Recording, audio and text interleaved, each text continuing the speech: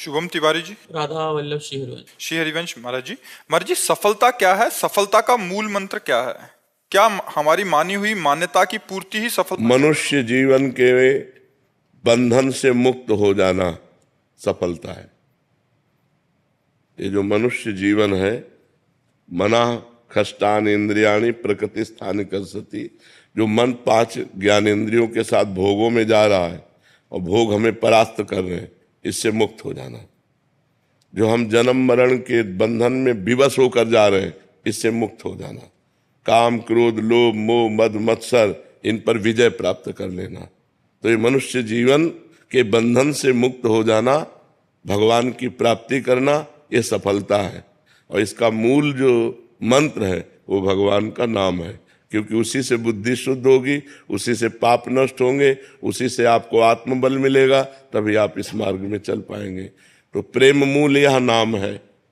प्रेम का मूल, ज्ञान का मूल नाम ही है। जितना जो नाम जप करता है उतना ही ज्ञानी हो जाता है, उतना ही प्रेमी हो जाता है, उतना ही वो संसार से विजय प्राप्त कर लेता है। और भजन नहीं है तो केवल बुद्धि का विलास मात्र है, वो माया पर विजय प्राप्त नहीं कर सकता, वो इन विकारों पर विजय प्राप्त नहीं कर सकता, वो इन विकारों में ही बार बार गिरता रहेगा।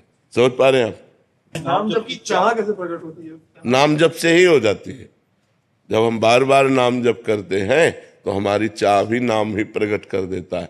नाम जपने वाले को कुछ भी और अन्य साधन की जरूरत नहीं, वही चाह प्रकट कर देगा, वही रुचि प्रकट कर देगा, भगवान के मिलन की चाह पैदा कर देगा, भगवान को मिला देगा। सुमिर पवन सुत पावन नामू, अपने बस कर राखे रामू। भगवान के नाम के बल से हनुमान जी ने भगवान को अधीन कर लिया। भगवान के भजन में बहुत बल है। बड़े बड़े सिद्ध संत हुए भगवान के नाम जप से हुए। सब कुछ नाम जप ही प्रकट कर देगा। आप केवल नाम जप करके देख लो। इस जन्म में एक नियम ले लो कि मैं भगवान का नाम जप नहीं छोड़ूंगा, फिर आप मिलना, देखो आपका परिवर्तन कितनी जोर का होता है। सब ठीक हो जाएगा, सब ठीक हो जाएगा। अरे समझो, हम बार बार उदाहरण देते हैं कि जो राम नहीं कह पाते थे, राम राम नहीं बोल पाते थे, वो मरा मरा उच्चारण किया। वो इतना बड़ा ग्रंथ है वाल्मीकि रामायण, और संस्कृत से है।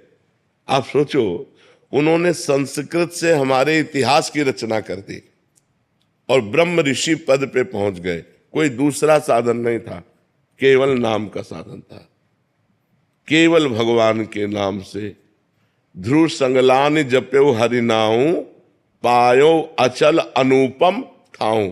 ध्रुव ने ग्लानि युक्त होकर, माता ने थप्पड़ मार के, तुम पिता के सिंहासन पर बैठने के तब अधिकारी हो गए जब मेरे गर्भ से, जो भी माता थी ना, उसने 2 पत्नी थी, सुनीति और सुरुचि। तो सुनीति के बेटा थे ध्रुव, सुरुचि को अच्छा नहीं लगा, तो ध्रुव संगलानि, ग्लानि युक्त होकर भगवान का नाम जप किया तो अनुपम ठाऊं। आज भी जो ध्रुव को पद मिला है वो किसी महात्मा को नहीं मिला।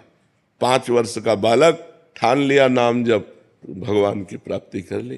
प्रहलाद जी ने नाम जप के बल से बड़ी बड़ी विपत्तियों को पार किया। तो हम नाम जप करें, नाम जप में बड़ी सामर्थ्य है जी।